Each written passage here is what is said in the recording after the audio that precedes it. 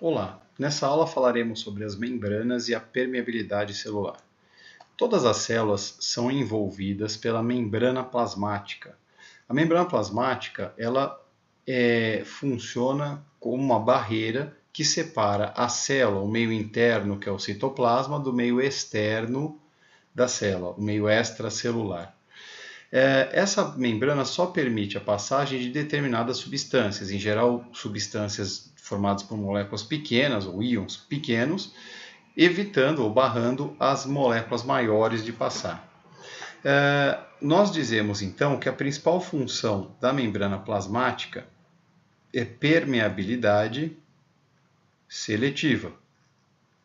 Permeabilidade seletiva. Por quê? Porque ela vai selecionar o que vai entrar e sair. Então, ela é permeável, mas não a qualquer coisa. Ela seleciona o que entra e sai. A constituição química da membrana é lipoproteica, o que significa que ela é formada principalmente por lipídios, que são esses vermelhos com rabichos amarelos que vocês veem aqui, e por proteínas, que são essas azuis ao longo da membrana. Os lipídios são fosfolipídios e eles têm duas partes, essas bolinhas vermelhas e o rabicho amarelo. As bolinhas vermelhas, como você percebe, estão viradas tanto para a face exterior da célula, quanto para a face interior, para dentro e para fora da membrana. E elas estão em contato direto com a água. Elas são consideradas, então, a parte hidrofílica do lipídio. Hidrofílica significa que ela tem afinidade à água. O rabicho amarelo é hidrofóbico, ou seja, não tem afinidade à água. As proteínas em azul, elas podem ser tanto estruturais quanto essa ou essa, quanto algumas como essa aqui que são vazadas, que vão permitir a entrada e saída de substâncias da célula. Observe ainda que nessa membrana existem essas estruturas amarelas que são colesterol. O colesterol aparece apenas nas membranas plasmáticas das células animais, porque as células vegetais elas têm parede celular como uma proteção extra. A célula animal não, tem apenas a membrana plasmática.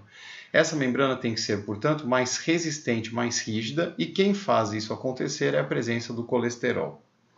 Bem, além da membrana plasmática, algumas células apresentam a parede celular. A parede celular, pessoal, é essa verde aqui mais espessa, né? Comum em células vegetais, na qual ela é formada por uma substância, um carboidrato chamado celulose. Na célula vegetal, ela é formada de celulose.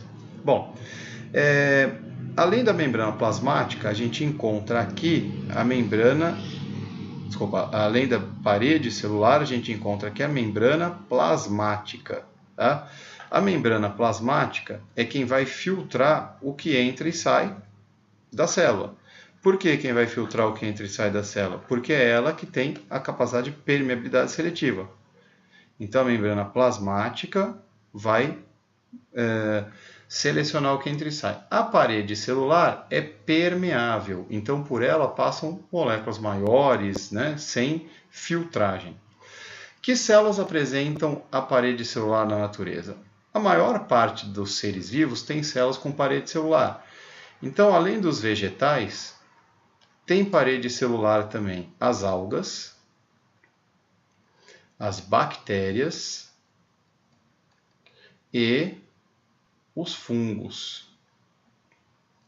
Os organismos que não apresentam parede celular e apresentam apenas membrana plasmática, as células só apresentam membrana plasmática, são os animais e os protozoários.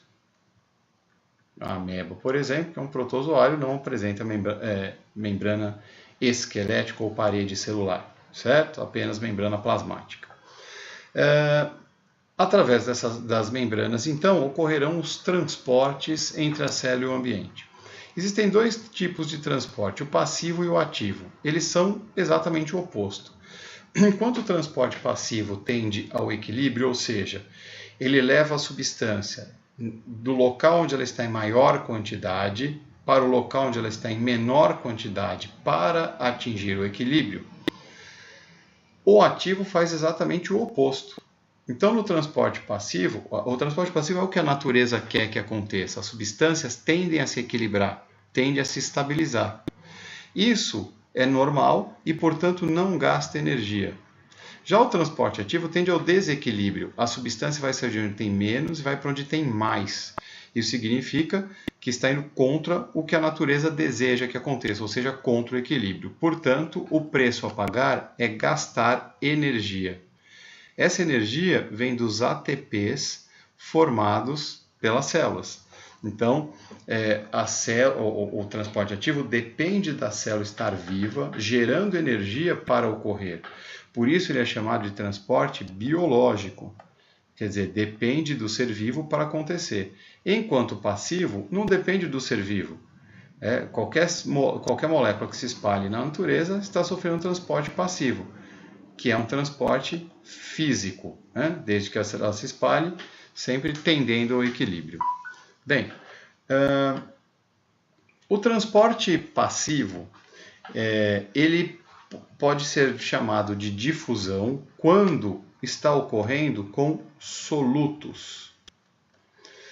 Aqui nós temos um exemplo de uma substância que estava concentrada dentro da água, um sal ou um açúcar, e que saiu de onde estava em maior quantidade e se espalhou para onde estava em menor quantidade, atingindo no final o equilíbrio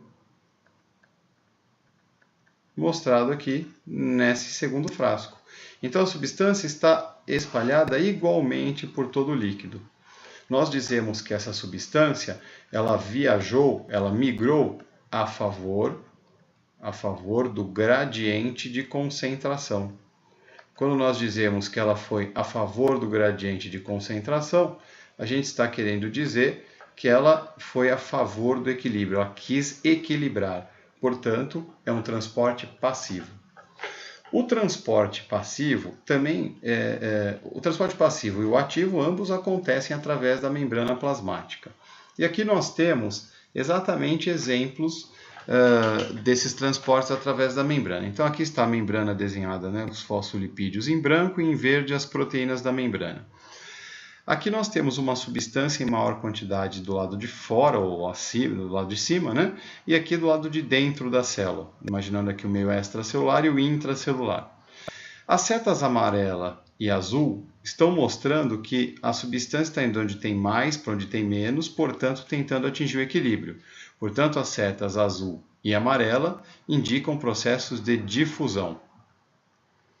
A difusão realizada pela seta azul é chamada de simples, porque não depende da proteína da membrana para ser transportada. A substância passa direto pelos lipídios. Já a seta amarela está indicando uma difusão que teve ajuda, a substância teve ajuda da proteína para passar pela membrana. Então nós dizemos que a difusão é facilitada. Tá?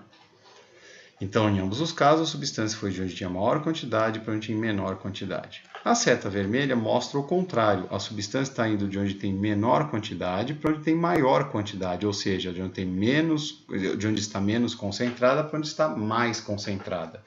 Isso vai contra o equilíbrio. Esse transporte é, portanto, um transporte ativo. E o transporte ativo, nós sabemos que gasta energia, ATP, para acontecer. Ele vai contra o equilíbrio e gasta energia. Bom, um transporte passivo muito importante é a osmose, que é a difusão do solvente. Nos seres vivos, o solvente é sempre a água. Então é comum que a gente diga que a osmose é a passagem da água. A gente tem aqui uma montagem de duas soluções separadas por uma membrana semipermeável, e essas duas soluções têm concentrações diferentes, elas não estão equilibradas. O que é uma solução semipermeável? É uma solução pela qual só passa solvente, nunca o soluto. Assim sendo, nós temos aqui água com açúcar, sacarose. Tem mais açúcar na solução A do que na solução B, portanto dizemos que a solução é mais concentrada do que a solução B.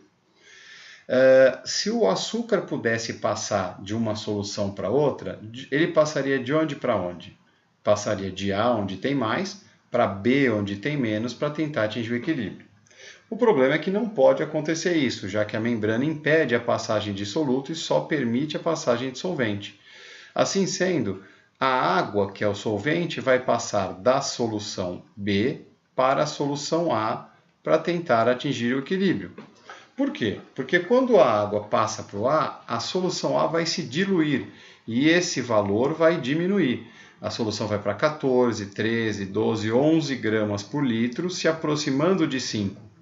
E essa solução, ao perder água, vai concentrando. Esse número vai passando para 6, 7, 8, 9, 10 gramas por litro de açúcar. Em algum momento, deverá haver o equilíbrio entre essas duas soluções. Então, a solução A é a solução mais concentrada, é a solução que ganha água da outra. Sempre a solução mais concentrada vai ganhar água durante o processo de osmose. Assim, as soluções elas acabam recebendo nomes. Então, a solução A foi a solução que recebeu água de B e ela é, portanto, mais concentrada inicialmente que B. Nós dizemos, então, que a solução A é hipertônica em relação à solução B. Hiper significa mais, muito, e tônica vem de tonicidade, que é concentração. Então, é a solução com maior concentração. A tem maior concentração do que B. No início do processo, B é menos concentrada do que A. Ela é chamada de hipotônica. Hipo menos tônica, concentração menos concentrada. B menos concentrada do que A. No final do processo, nós esperamos que as duas soluções passem a ter a mesma concentração e passem a ser chamadas de isotônicas. Iso, mesma concentração. Observe que esses termos, hipertônica, hipotônica e isotônica, são termos relativos, né? Nunca absolutos. Então não adianta eu falar, olha, eu tenho aqui uma solução mais concentrada, hipertônica. É sempre hipertônica em relação a qual outra solução? Bom, agora vamos fazer alguns exercícios.